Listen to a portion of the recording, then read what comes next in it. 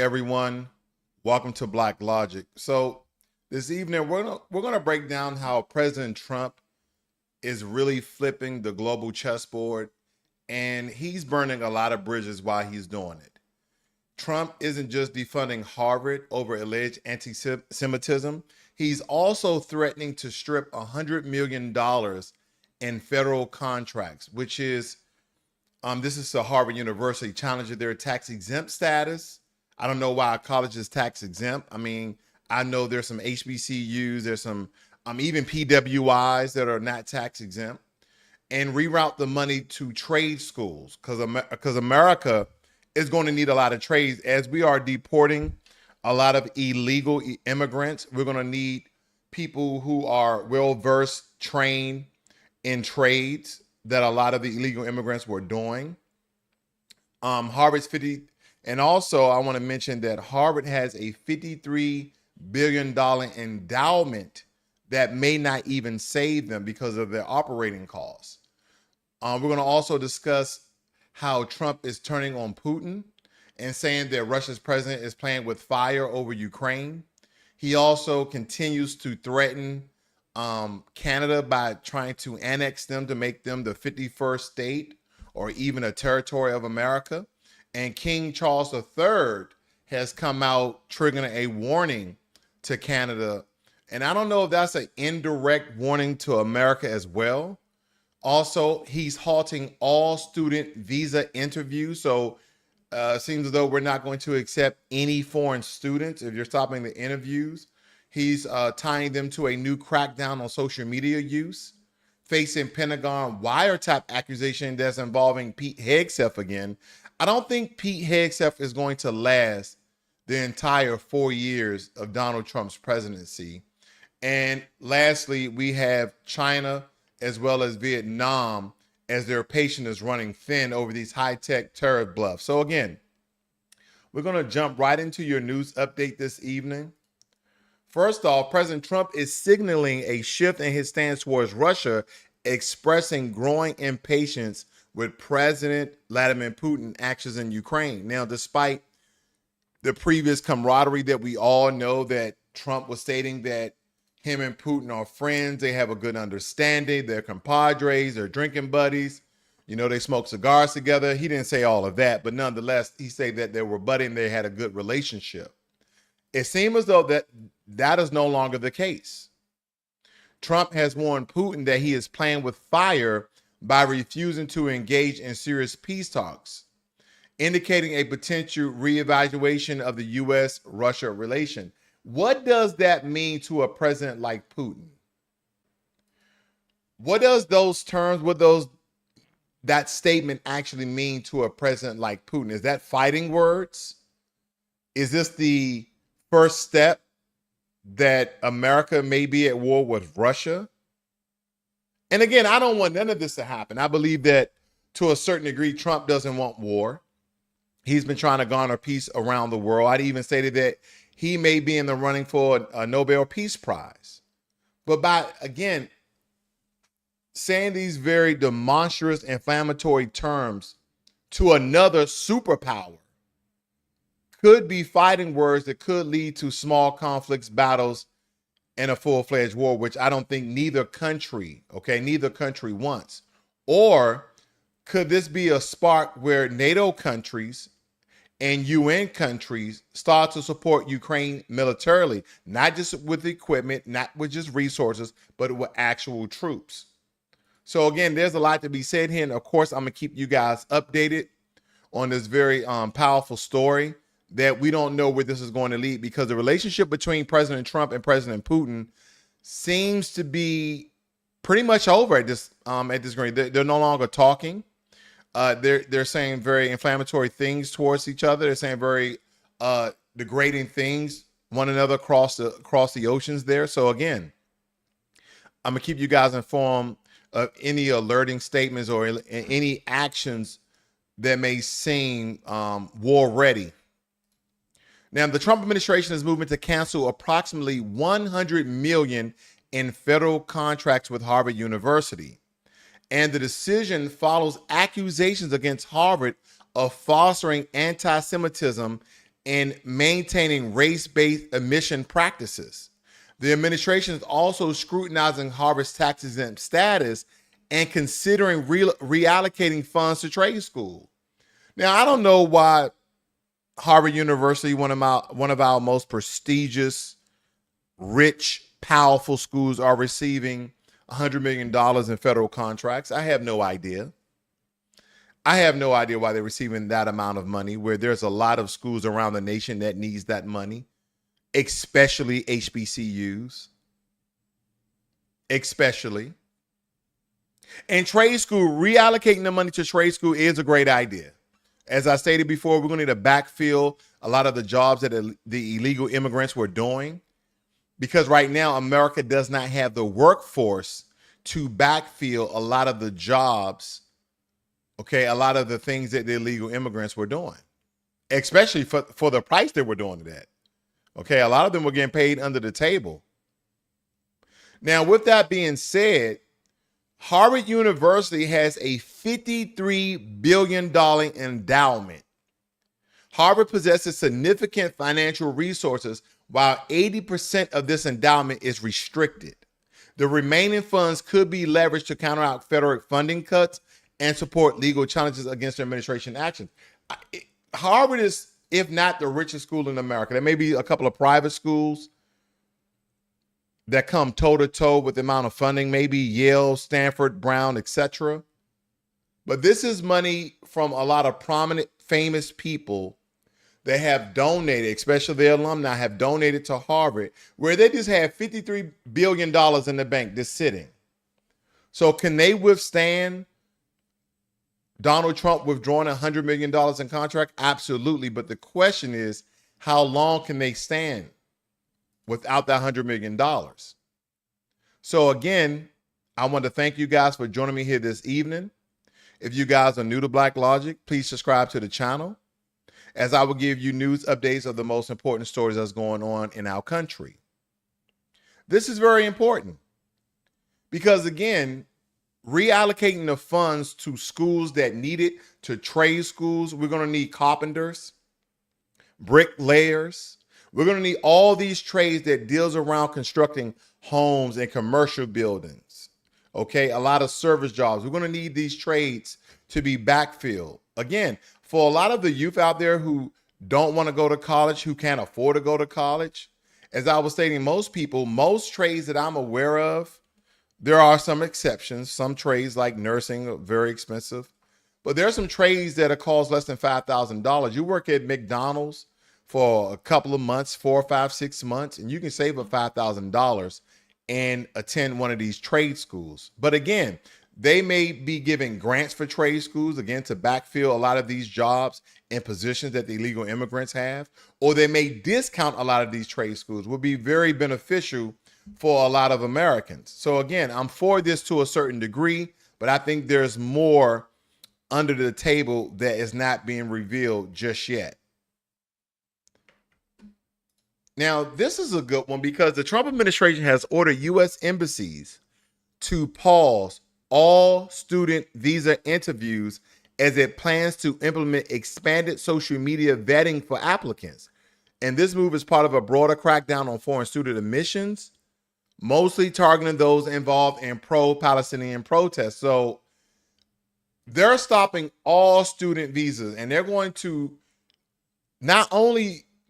investigate a lot of these students that's coming over to America to see if they have any pro-Palestinian, any pro-Hamas rhetoric on their social media channels, on their Facebook, Snapchat, Instagram, YouTube, X accounts, you name it. They're going to be combing through and investigating a lot of these foreign students that is anything pro-Palestinian or pro-Hamas.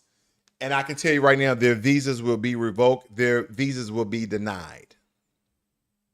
I don't know if you guys are aware of this. It states here that the directive could severely delay visa processing and hurt universities that rely on foreign students for revenue. Because we have a lot of foreign students that attend a lot of our colleges, and this may hurt their bottom line. This may hurt their bank accounts. And I know a lot of you are saying good, but to a degree, America does rely on the best of people from around the world. We recruit people who are the best in their fields from around the world. Now, King Charles III has expressed concerns over Canada's sovereignty in light of President Trump's annexation threats. Speaking to the Canadian Parliament, the King highlighted the unprecedented challenges of facing Canada. He emphasizing the need to protect its sovereignty and invest in national defense. What is the King referring to? What is the King talking about? Does he think that America is going to annex Canada by force? Are we going to make them our 51st state? Are we going to occupy Canada? Is that what he's alluding to? He went over to Canada to tell them you need to put more focus, more resources, more money on your national defense. Again, Donald Trump, President Trump, is not making any friends around the world. We're very indifferent on Russia. We're very indifferent with Canada. And we're very indifferent with all these countries that he has essentially started the trade war. Now, and again, I'm not stating that I'm against the trade tariffs. I know there's going to be some bumps and bruises along the way. But again, this is a strategy that may pay off. And I think if you're for President Trump, then you're all for it. Yeah, do it to him. We're going to win this. And if you're against Donald Trump, you're like, this wasn't a good look. Okay, he's making a mockery and a fool of America. This is not a good deal. Look what terrorists have done. So again, for me, at this point, supporting the policies and a lot of the actions that the president has done when it comes to business, when it comes to trade, when it comes to fair across the board, I support it to a certain degree. But when things start to be very volatile, then that's when we have to really start speaking out against some of the actions to see, would it change a course of action and make things a lot better for Americans? Because again, this is supposed to be all for Americans.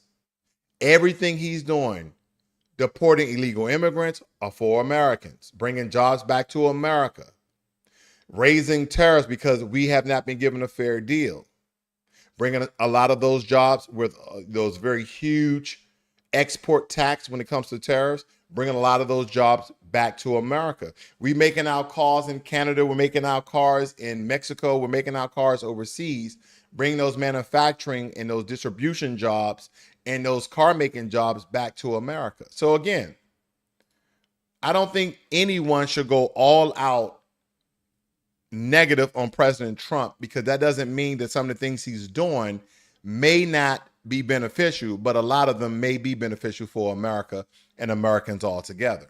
So again, some things we just have to wait and see, unfortunately. But again, he is making what seems to be a lot of enemies.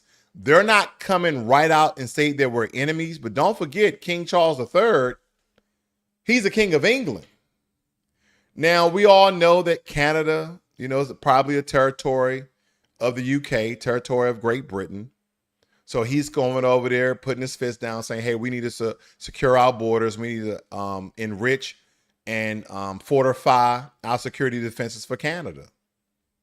I don't see anything that the king is doing is wrong. I believe anytime you have a powerful nation at your doorstep and they're talking about annexation, they're talking about annexing you, making you a 51st state, this is some of the measures that you have to take to keep your sovereignty. Okay. Now, a Pentagon leak investigation led by Pete Hegseth has raised controversy within the White House because allegations have surfaced regarding an illegal, warrantless NSA wiretap used to justify the termination of 3 top aides. And the legitimacy of the investigation is now under scrutiny with concerns about potential political motivations. The only thing I can see that's going to save Pete Hegseth and the administrators that implemented this illegal wiretap to fire these 3 top aides is a pardon from Donald Trump. Or President Trump said, I ordered it, and backdate some legislation, a bill, a memorandum for record, a White House fact sheet, whatever they're going to use. And he's going to backdate and say, yeah, we already had this plan. I can see this administration doing this. This is the second time that this is the second time. We're not even in June yet. It hasn't even been 6 months. It has not even been 6 months. And Pete Hegseth is in the news again for doing something illegally. Now, again, the slippage of the very vital information of the drone drops that he sent to a reporter, or his administration sent to a reporter, number one. Now, number two, Trump advisor lose confidence in Pentagon leak investigation. Hegseth used to justify firing 3 top aides. It states that the White House has lost confidence in a Pentagon leak investigation that Pete Hegseth used to justify firing 3 top aides last month, after advisors were told that the aides had supposedly been outed by an illegal, warrantless National Security Agency wiretap. The extraordinary explanation alarmed the advisors, who also raised it with people close to J.D. Vance, because a wiretap would almost certainly be unconstitutional and an even bigger scandal than a number of leaks. But the advisors found the claim to be untrue and complained that they were being fed dubious information by Hegseth's personal lawyer, who had been tasked with overseeing the investigation. And the episode, as recounted by 4 people familiar with the matter, marked the most extraordinary twist in the investigation, examining the leak of an alleged top secret document that outlined options for the U.S. military to reclaim the Panama Canal to a reporter. So again, Pete Hegseth is in some shady mess in the White House. Again, he was saved by the bill, or saved by the president. Nonetheless, I wonder what's going to happen to Pete Hegseth when federal judges get involved in this case. Because again, that wiretap, which they're deeming, was unconstitutional. So I'm very, very curious. Chinese exporters are expressing skepticism towards President Trump's recent comments, suggesting a focus on high-tech manufacturing over traditional goods like textiles.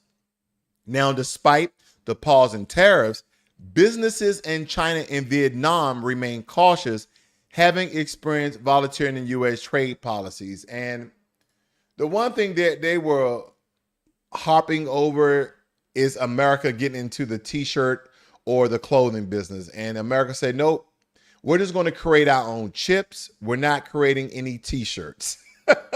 So again, China and Vietnam, we're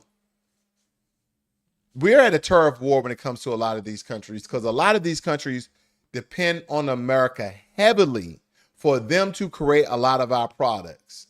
Now, by bringing a lot of these products back to America, we're not talking about t-shirts. We're talking about a lot of the microchips and the semiconductors, okay? We're going to take business away from Taiwan, because Taiwan was the #1 leader in manufacturing and building a lot of our semiconductors. So if we bring that business back to America, now, granted, we may have to get some very important and vital pieces from around the world, but we're the ones who are going to create these chips. But we're definitely stripping a lot of these world countries of a lot of products, a lot of technology that they were building for America. We're now taking that back, which is a good thing. Because that's going to empower Americans. That's going to empower Americans to start going to trade school, to start taking up AI and technological advanced courses in college. This is the way of the future, and we have to prepare our youth for it. Now, if your youth is talking about they want to go out and they want to be a social worker, we don't need any more social workers. We need people who are going to work on oil rigs out there in the middle of the ocean. We're going to need people who are going to create coding for AI. We need people who are going to create coding for quantum computing, who are going to make advanced apparatuses for a lot of our tech companies. And I'm not saying all of these things are going to go to tech. Either going to be trade or tech school from this point on. Yep, we still need doctors. We still need nurses. We still need lawyers and judges.